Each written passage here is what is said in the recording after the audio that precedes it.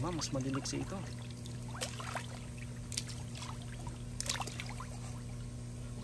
Mas maliliksi nga ito.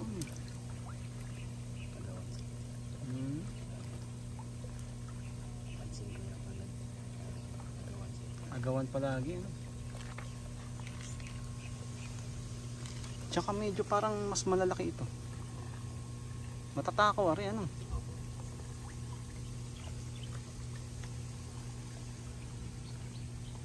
Yan, oh.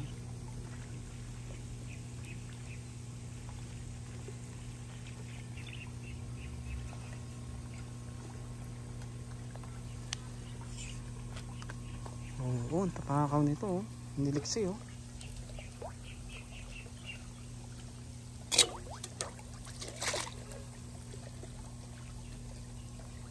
Pag ari kuya, sinanay nyo ng sinanay ng ganong pakain, masasanay sa inyo yan sa tao. Hindi na matatakot sa tao yan.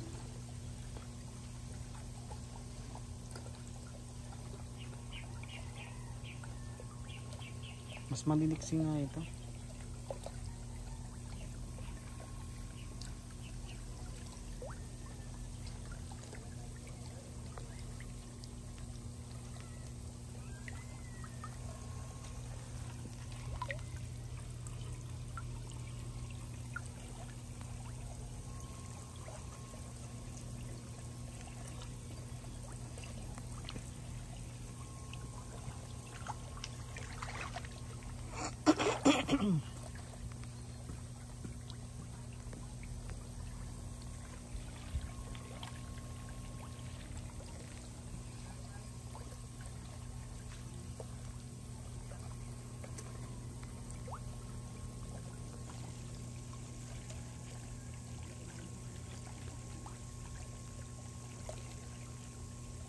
Okay, so ganyan kaliliksi yung ating mga isda.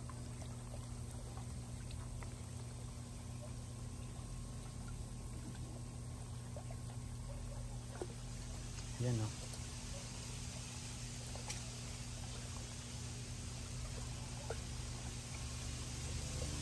So ibig sabihin, nasa kondisyon yung ating mga isda, nasa kondisyon din yung ating mga tubig.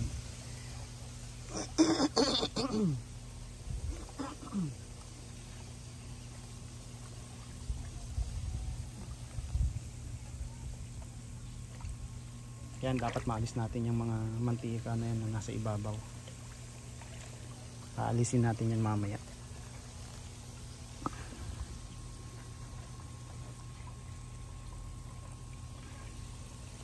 Kaya dapat talaga after kumain, binaagusan din ng tubig.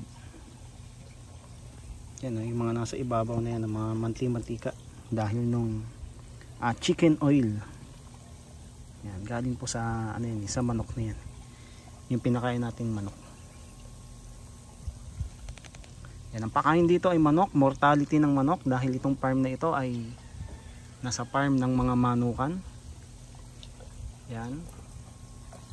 So kapag may nanghihina, mahina na manok ay niluluto na upang siyang maging pagkain nitong mga isdang ito.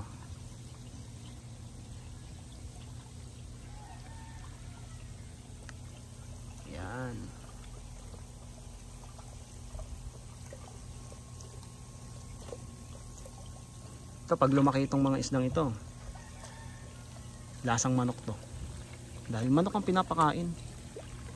Oo, may experience na po akong ganun. Nakakain na po ako ng hito na lasang manok.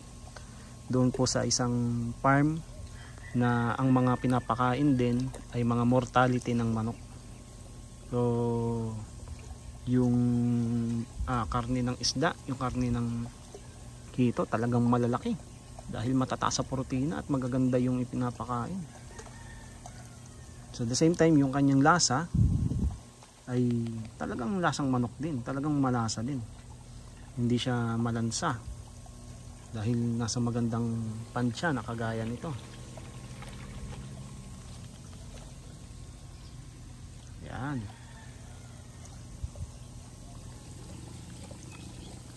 Yan. Hindi lang po masyadong kita sa video, ano. Pero ang dami po nila at maliliksi po sila. Yan, hanggang doon po yan. Yan yung nakikita nyo na nag-aalsahan po na yan ng mga bula-bula. Mga hito po lahat yan. Hanggang doon sa dulo po yan. Ayan. So ang gamit natin ay aerator na malaki. Resan LP100. Ayan, para dito sa malaking pond na ito.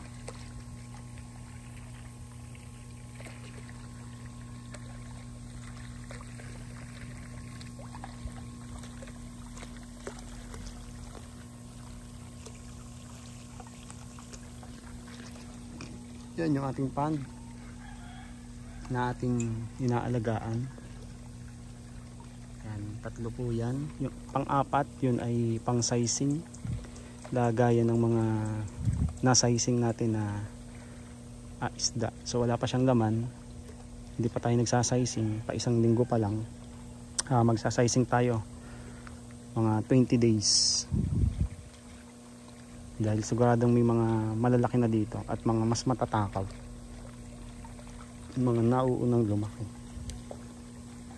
Dapat maalis natin yon dahil kakainin yun yung mga maliliit. Yan, tatlo po yan. Apat, bali pang apat yung lagay ng mga shooter. Yan. Yung tigigisang aerator din. Yung apat na yan.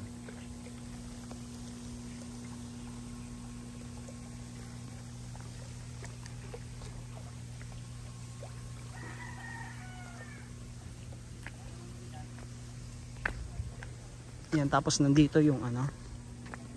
Ito nilagyan natin ng para hindi mabasa, nilagyan natin ng tubigan. Yan. Ang temperature niya ay 28.9. Yan, sakto pa rin yung temperature natin. Ganun din sa kabila.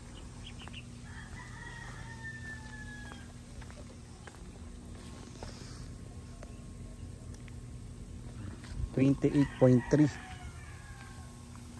Yan. Yung quality ng tubig, check natin mamaya. I-test natin mamaya.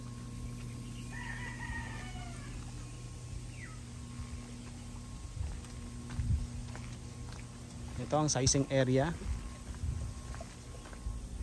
o lagayan ng mga shooter.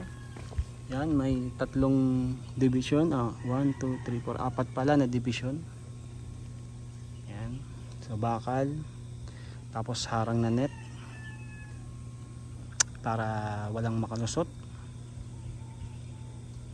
So hindi lang natin alam kung makakalusot doon sa dulong yon, pero gagawa natin ng paraan yan. Yan. So yung mga hose na yan, yan yung aerator. So palibot yan, palibot papunta dun, yun dun na magbumula dun sa aerator na yan. Yan yung tubig natin, medyo maberde na dahil nabubuhay yung mga algae dahil natitirikan tayo ng araw dito. Pero malalim naman ito, hindi naman makaka-apekto sa ating mga isda. Yan. Okay, so inaalagaan natin ito upang mapalaki ito ng maayos at upang maayos ang pagkakalaki nila.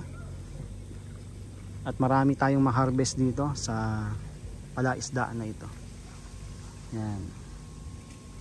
So palibot po yan ng puro net para hindi po makatalon yung mga isda sa ibabaw upang hindi mapuntahan ng ibon at upang hindi malagyan ng mga malaglagan ng mga dahon. Yan.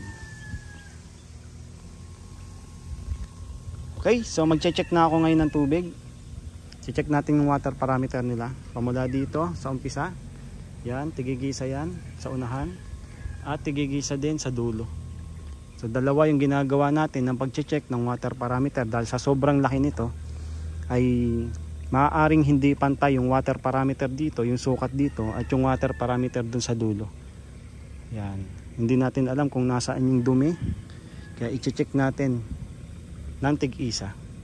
Dahil yun nga, sobrang laki nga. Yan. Okay? So muli maraming salamat po. At God bless po sa ating lahat.